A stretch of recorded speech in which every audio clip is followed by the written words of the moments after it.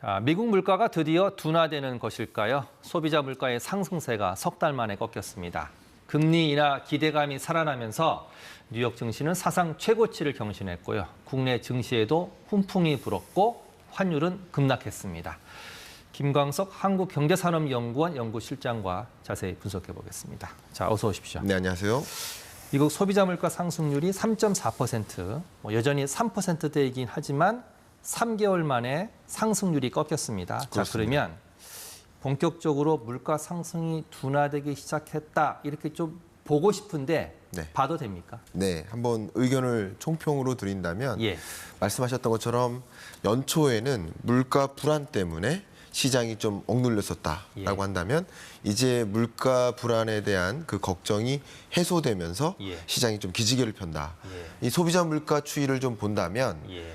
일단 보라색을 보십시오. 소비자 물가 추이가 24년 1월부터 계속 상승하다가 3.5%에서 4월 들어 3.4%로 떨어집니다. 예. 또 중요한 것은 바로 근원 물가에 있는데요. 예. 근원 물가 상승률이 3.8% 밑으로 처음으로 떨어집니다. 예. 시장의 기대치에도 부합하고 전월보다도 떨어지고 기존의 추세보다도 다른 흐름을 가져가니까 예. 이제 물가 안정되겠네. 금리 인하 기대해도 되겠네 하는 시장의 움직임이 나타난 것으로 평가할 수 있겠습니다. 자, 우리가 계속 이 물가 지표를 보는 건 네. 금리 인하가 언제쯤 시작될까 이것 때문인데 그렇습니다. 지금 이 수치만 봐서는 장담할 수 없을 것 같고 앞으로 어떤 수치들을 좀 더 봐야 됩니까? 네, 너무 좋은 질문이십니다. 예. 금리를 언제 인하할까? 이 말을 그대로 바꿔 얘기하면 예. 물가 언제 잡힐까? 그렇죠. 그 예. 물가 잡힌다는 얘기는 쉽게 말하면 미국 연준이 목표하는 2% 목표 물가에 언제 부합할까? 그 기준이 되는 물가는 바로 PCE 물가입니다. 예. 이 PCE 기준의 물가는 5월 말일 날, 예. 31일 날 저녁 9시 반에 한국 시간 기준으로 발표가 됩니다. 예. 그 데이터가 또 여전히 물가 안정화의 흐름을 보여준다. 예. 그러면 추가적인 금리 인하 기대감이 더 상승할 것이라고 볼 수 있겠습니다. 일단은 5월 말에 PCE 물가를 봐야 된다. 그렇습니다. 자, 그런데 오늘 소비자 물가 상승률을 보고 네. 시장에서는 자, 9월 금리 인하 될 것이다. 여기에 지금 높은 표를 주고 있는데 네. 이거 어떻게 보십니까? 가능합니까? 제가 이 자리에서 지금까지 시장의 기대가 너무 과하다고 말씀드렸는데 예. 이제 시장의 기대와 연준의 금리 인하 시점이 좀 맞아떨어지는 그렇군요. 지점에 오는 예. 것이 아닌가 생각을 해볼 수 있겠습니다. 예. 앞서 말씀드렸던 것처럼 근원 PCE 물가를 봐야 되는데 마지막 발표된 물가가 2.8%입니다. 예. 이 값이 임금 상승률이 지금처럼 둔화되고 또 주거비 상승률이 지금처럼 둔화되는 흐름이 유지된다고 가정한다면 예.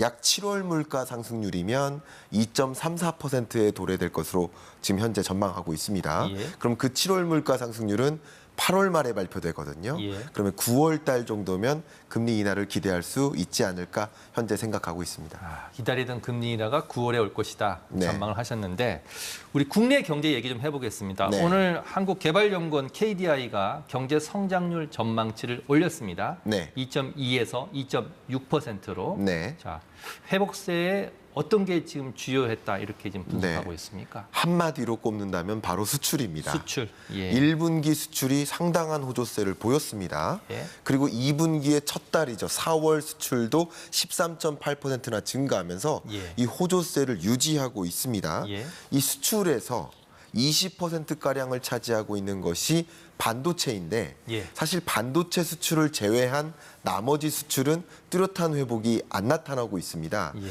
그래서 반도체 수출이 이 부진했던 한국 경제를 좀 회복으로 견인하는 견인차 역할을 하고 있다. 그런 것들이 반영되면서 지난 2월 2.2% 전망에서 5월 2.6%로 상향 조정한 것이다. 이렇게 설명드리겠습니다. OECD하고 지금 비슷한 전망치를 내놨는데 그렇습니다. 자, 1분기에 경제 성장률이 깜짝 성장을 해서 놀랐습니다. 그렇습니다. 뒤로 한번 보시면 수출 또 내수, 네. 수출 외에도 내수가 좀 받쳐줬기 때문에 깜짝 성장을 했는데 네. 지금 2.6%까지 지금 성장률이 오르려면 네. 말씀하신 수출 외에도 내수가 좀 기여를 더 해야 되거든요. 그렇습니다. 어떤 변수가 좀 있습니까? 자, 이 부분에 대해서 좀 여러분께 시청자 여러분께 명확하게 설명드리면 2024년 연내 발표되는 대부분의 지표들은 예. 지표는 좀 좋아 보이는데 이 비교 대상 연도가 2023년 예. 최악의 경제 23년이었기 때문에 예.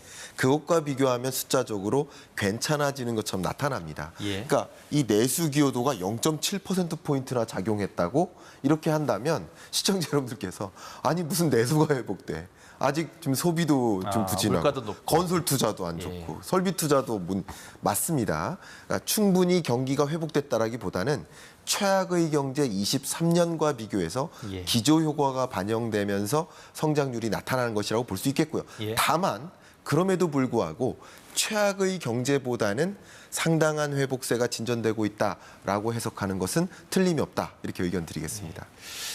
KDI의 내용 중에 좀 눈에 띄는 게 하나 있는데 네네. 이렇게 얘기했습니다. 선제적으로 금리를 좀 인하할 필요가 있다. 네. 근데 지금까지 우리는 미국이 금리 인하를 하면 상황을 봐서 한국도 금리를 인하하겠다. 이런 기조였는데 네. 미국보다 먼저 선제적으로 금리를 인하한다. 이게 혹시 가능한 일입니까? 네, 답변을 먼저 드린다면 예. 가능합니다. 아, 가능하군요. 그러나 가능성이 높지는 않다. 이렇게 아, 답변을 예. 올리도록 하겠습니다. 예. 왜냐하면 최근에 스위스나 스웨덴, 헝가리, 그리고 멕시코, 브라질 이런 주요국들이 예. 미국보다 먼저 선제적으로 금리 인하를 하고 있습니다. 예. 근데 2%포인트만큼의 이렇게 높은 금리 격차가 부담이 되는 것은 예. 우리나라가 먼저 선제적으로 금리를 인하하면 2%포인트 이상의 금리 격차가 벌어져서 외국인 자금 유출이 우려된다라는 것이에요. 예. 그런 우려되는 가능성을 반영하면서 예. 감안하면서 금리를 선제적으로 인하할 만큼의 가능성은 높지는 않아 보인다. 예. 그러나 언제든지 가능성은 있다. 이렇게 의견 드리겠습니다. 예.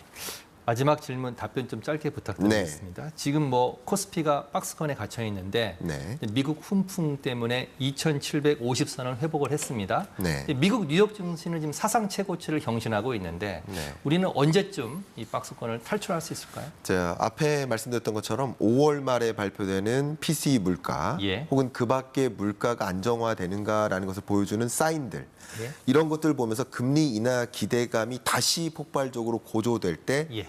시중금리가 좀 안정화되고 우리나라 코스피 시장에도 주식시장에도 좀 개선세가 나타날 것으로 판단하고 있습니다.